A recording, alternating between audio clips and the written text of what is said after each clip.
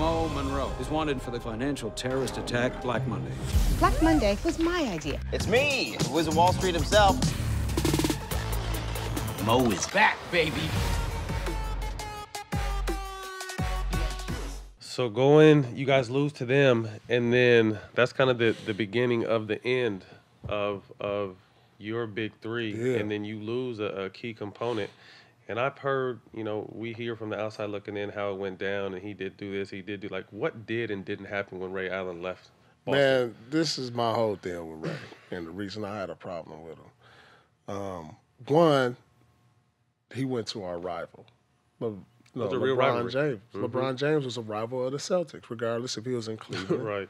or Miami. Mm-hmm. And those were some of the heated matchups.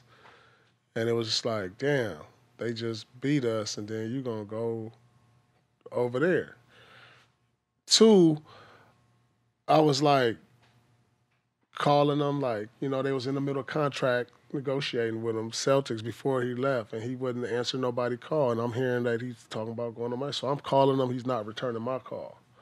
I just feel like, as a certain respect, as a teammate, as a brother, we could have this conversation. Like, if you not want to play with us no more, at least let us know something. Word. Like, give me a holler. Like, bro, it's a situation. I'm gonna go over here. But to just don't say nothing to us, don't talk to us, and then get up and go over there, to me, I felt that was like a slap in the face or a disrespect from a brother. Mm-hmm. You know what I'm saying? So that was my whole beef with him, and, other guys felt the same way, and since then, me and him have talked. Mm-hmm. And, you get everything as brothers. I don't have no problem with Ray today. Right. I don't know the situation with Kevin and Rondo and everybody else, but I smooth things over with him. But I just thought initially, as a brother, somebody you've been through stuff with, our families, our kids is all friends, our wives is all friends, and you just get up and don't say nothing, and then it's like you go to them. I just felt that was disrespectful, and that's why. If people didn't know the story, that's the story right there of why me and him had beef. You talk about it with KG? Y'all talk about it a lot? Yeah, man. Man, we talked about it, and, sometimes, people make up, sometimes people don't. That's him. How he gonna deal with it? Different. And, I respect it either way. I mean, how you feel a certain way about it, maybe your story is different than mine. Right. Right. But that's my story. I've always been someone just kind of in the midst of it, because I just kind of feel like I wasn't supposed to be here to the beginning. So I've always been somewhat just a fan in taking everything in and respecting your game and respecting the great people I got a chance to play with and against. But I always thought you would be a Celtic for life. Yeah. So we get to 2013 and traded to Brooklyn, which Boston is still, to this day, people don't know, benefiting off that trade.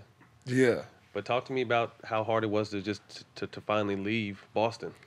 That was a tough pill to swallow. Leaving Boston, man, I thought for sure, I always said after I won a championship, been to 2 finals, I was like, okay, I'm going to retire here. I've been here 15 years.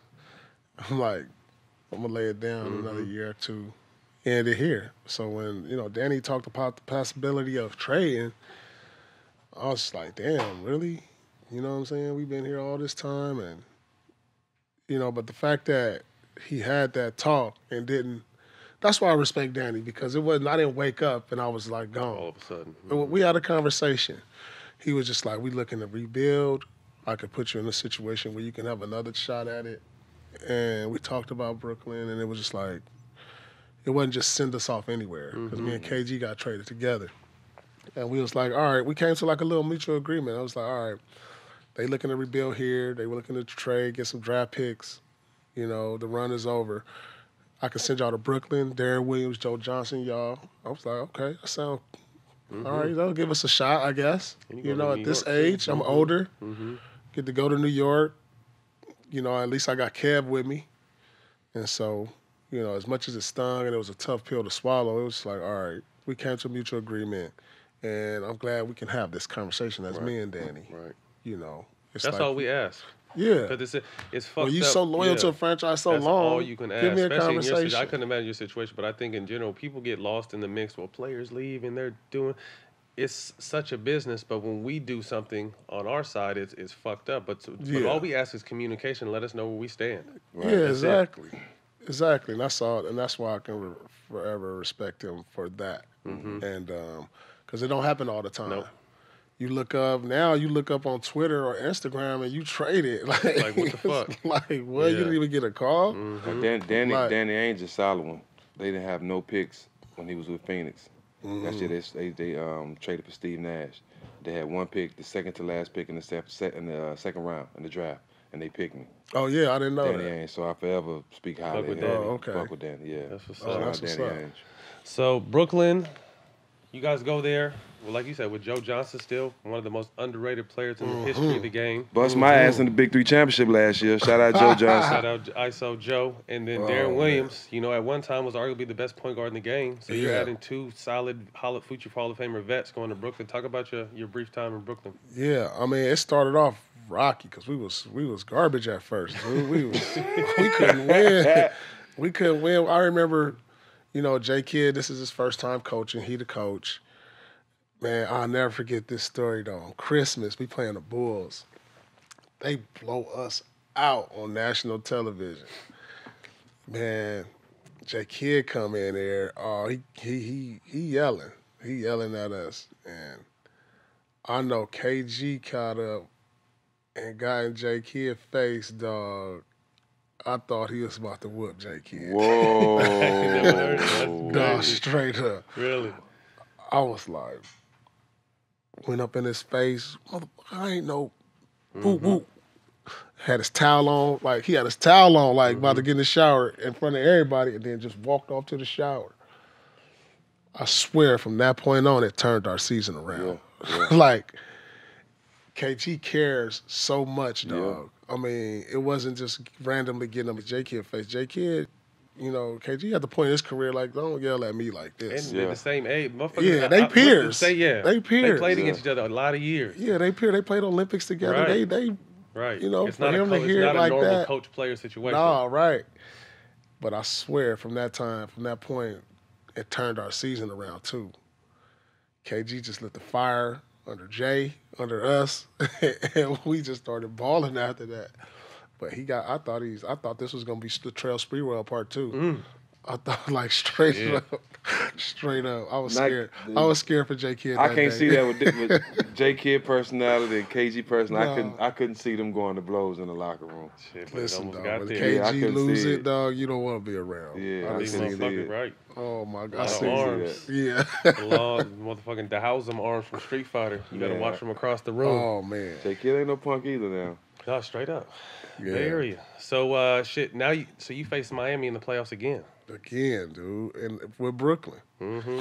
You know, the crazy thing is, we beat them 4 times that year in the regular season. We beat them, so I'm thinking we got a shot. You know, regular season and playoffs is two different things. That's what I be trying to tell people. All this regular season that we watching It don't matter. When the playoffs come, Take luck. it's a whole different rhythm and game, timing. dog. I thought we was going to get them, but it was too much for us. LeBron was in his prime. He was priming. He was priming. This is the best. You know, he's still priming, actually. Crazy. It feel like How we how we talking? I mean, I've never seen 17 somebody in years. their prime this long. He started, since his 4th year, he was priming. Right. That motherfucker, the ultimate life. And I just I couldn't get over, once he moved to Miami, I couldn't get over the LeBron hump no more. Mm-hmm. And so that was tough.